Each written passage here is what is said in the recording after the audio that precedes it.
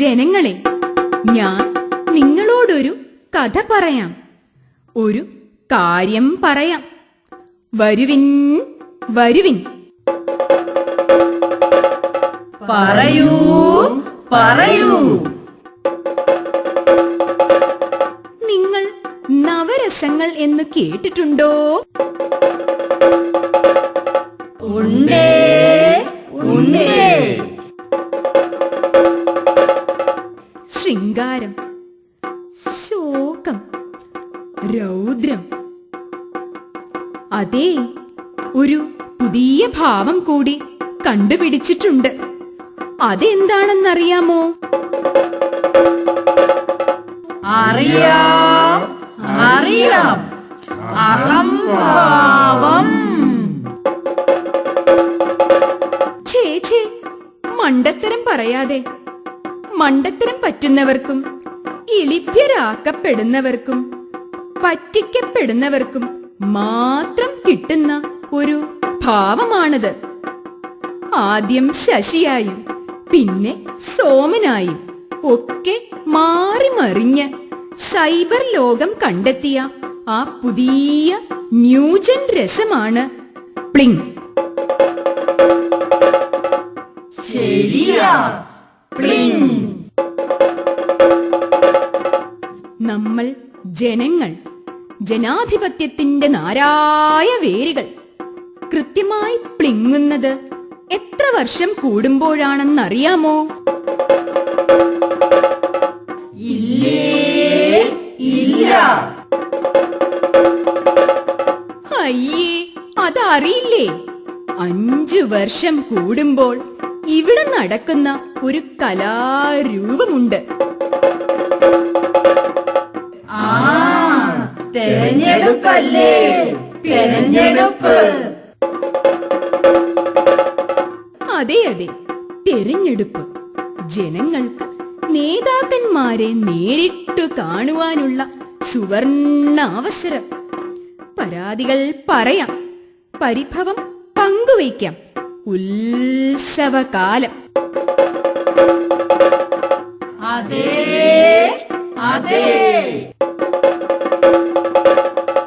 അങ്ങനെ തിരഞ്ഞെടുപ്പിൽ ജയിച്ച് പുറത്തു വരുന്നവരിൽ ചിലർ സ്വജന പക്ഷപാതം, അഴിമതി,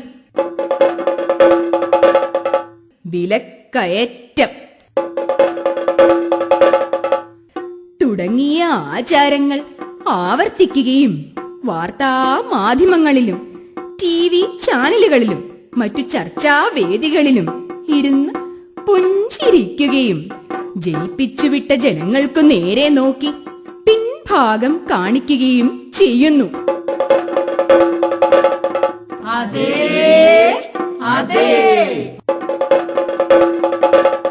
അന്നു മുതൽ നമ്മൾ, ഞാനും നിങ്ങളും ഭരണചക്രത്തിൽപ്പെട്ട് എന്താകുന്നു?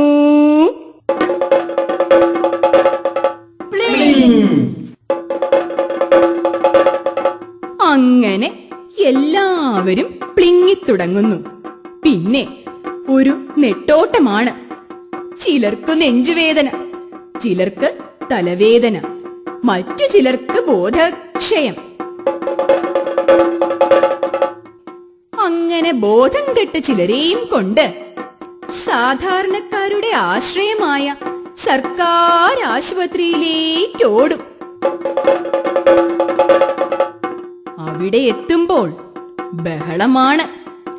പ്രാഥമിക ആരോഗ്യ കേന്ദ്രം എന്ന ബോർഡ് മാറ്റി താലൂക്ക് ആശുപത്രി എന്ന് വെക്കുന്നതിന്റെ ബഹളം. അതെല്ലാം തട്ടിമാറ്റി അകത്ത് ചെന്നപ്പോഴോ ഒരു നീണ്ട വരി. ഇത്രയും നീളമുള്ള വരി നമ്മൾ 2 സ്ഥലത്തേ കാണാറുള്ളൂ, അല്ലേ? ഒന്ന് നമ്മുടെ ബിവറേജസിലും, പിന്നെയോ സർക്കാർ ആശുപത്രിയിലും. ഡോക്ടർ എവിടെ? താലൂക്ക് ആശുപത്രി ആക്കിയിട്ടും കാഷ്വാലിറ്റിയിൽ ഡോക്ടറല്ലേ? അതാ ആ ആൾക്കൂട്ടം ഓട്ടത്തിനിടയിൽ കാണുന്ന വിദ്വാനാണ് നമ്മുടെ ഡോക്ടർ. പുള്ളിക്കാരൻ സദാ ഓട്ടമാണ്. ഒപിയിലേക്ക്, പിന്നെ വാർഡുകളിലേക്ക്, ICUയിലേക്ക്. ആ ഓട്ടത്തിനിടയിൽ അവരതാ അദ്ദേഹത്തെ പൊക്കിയെടുത്തു കൊണ്ടുവരുന്നുണ്ട്. എടോ, തനിക്കിവിടെ എന്താ പണി?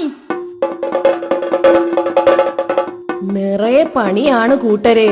17 മണിക്കൂർ വരെ പണി. ഒരിക്കലും തീരാത്ത OP നോക്കണം. സീരിയസ് ആയ രോഗികളെ വേറെ നോക്കണം. ഇടയ്ക്ക് വാർഡുകളിലേക്ക് ഓടണം. അതാണെങ്കിലോ രാമേശ്വരത്തെ ക്ഷൗരം പോലെ അവിടെയും ഇവിടെയും ഓരോന്ന്. പിന്നെ cardiology ICU, medical ICU, operation theatre. ഓടി ഓടി ഒടുക്കം മോർച്ചറിയിൽ എത്തുമ്പോഴാണ് ഓട്ടം അവസാനിക്കുന്നത്. പോയി മരുന്ന് വാങ്ങിക്കൊടുക്കൂ. തല കറങ്ങി വീണതാ. മരുന്നില്ലേ? മരുന്നില്ല, മരുന്നില്ല. ഇവിടെ നെഞ്ചുവേദനയ്ക്ക് മരുന്നില്ല. പിന്നെയാ പ്രഷറിനും ഷുഗറിനും മരുന്ന് കണ്ട കാലം മറന്നു. എന്റെ കുട്ടിക്ക് മാനസിക രോഗത്തിന് മരുന്ന് പോലും കിട്ടുന്നില്ല.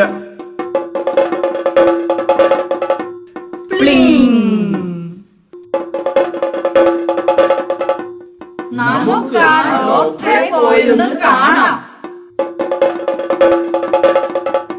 അയ്യോ അയ്യോ, എന്നെ ഒന്നും ചെയ്യരുതേ. തട്ടിപ്പാ സഹോദരന്മാരെ, തട്ടിപ്പാ. ബോർഡ് മാറ്റിയെന്ന് മാത്രമേ ഉള്ളൂ. ഇവിടെ മരുന്നില്ല, ആവശ്യത്തിന് തസ്തികകളില്ല, ഉള്ള തസ്തികകളിൽ ജീവനക്കാരുമില്ല. 65-ലെ ആ സ്റ്റാഫ് പാറ്റേൺ.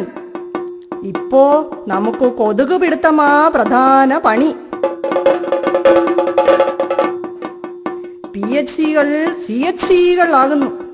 പിന്നെ അത് താലൂക്ക് ആശുപത്രി ആകുന്നു. ജില്ലാ ആശുപത്രികളും ജനറൽ ആശുപത്രികളും മെഡിക്കൽ കോളേജുകളാവുന്നു. സൗകര്യങ്ങൾ ഒന്നും വർദ്ധിക്കുന്നില്ല, കുറയുന്നതല്ലാതെ. ചുറ്റുമുള്ള പ്രൈവറ്റ് ആശുപത്രികൾ തഴച്ചു വളരുന്നു. നമുക്കൊരുമിച്ച് സർക്കാരിനെ ചെന്ന് കണ്ട് ആവശ്യങ്ങൾ ഉന്നയിക്കാം.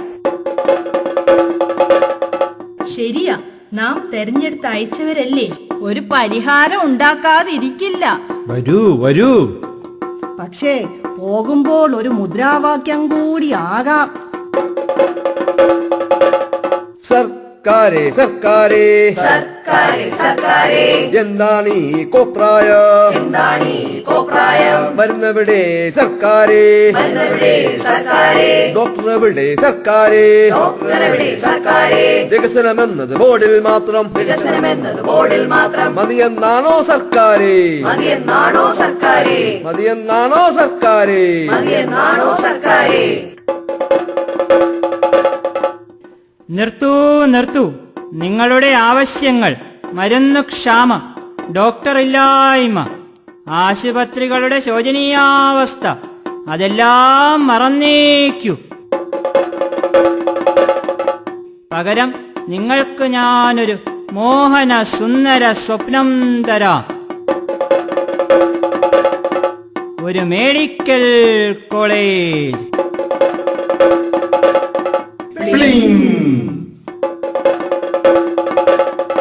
വേണ്ട വേണ്ട, ഇനിയും ഞങ്ങളെ പറ്റിക്കാൻ നോക്കണ്ട. ഞങ്ങൾക്ക് വേണ്ടത് മരുന്ന് ക്ഷാമം പരിഹരിക്കുക. നിലവിലുള്ള ഒഴിവുകൾ നികത്തുക. ആവശ്യത്തിന് തസ്തികകൾ സൃഷ്ടിക്കുക. താലൂക്ക് ആശുപത്രികളിൽ കാഷ്വാലിറ്റി സംവിധാനം നടപ്പിലാക്കുക. ജനറൽ ആശുപത്രി തകർത്തുകൊണ്ട് മെഡിക്കൽ കോളേജ് തട്ടിക്കൂട്ടാതിരിക്കുക. സർക്കാർ വക ആരോഗ്യ സ്ഥാപനങ്ങളെ സംരക്ഷിക്കുക.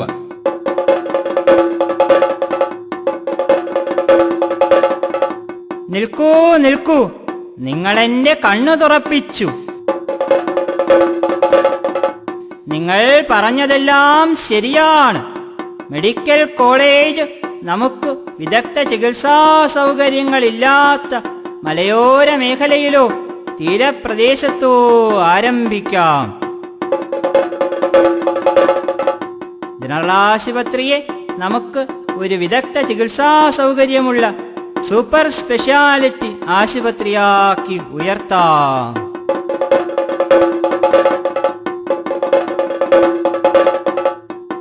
അങ്ങനെ ഈ കഥ ഇവിടെ ശുഭപര്യവസായി ആകുന്നു. നമ്മുടെ സർക്കാരിന് ഈ ബോധം എന്നുണ്ടാകുമോ എന്തോ, ആർക്കറിയാം. നമ്മളാണു ജനങ്ങളും നമ്മളാണു ഭരണവും, ഇവിടെ എന്തു വേണമെന്നു നമ്മൾ നിശ്ചയിക്കുക. നമ്മളാണു ജനങ്ങളും നമ്മളാണു ഭരണവും, ഇവിടെ എന്തു വേണമെന്നു നമ്മൾ നിശ്ചയിക്കുക. നമ്മൾ നിശ്ചയിക്കുക. നമ്മൾ നിശ്ചയിക്കുക.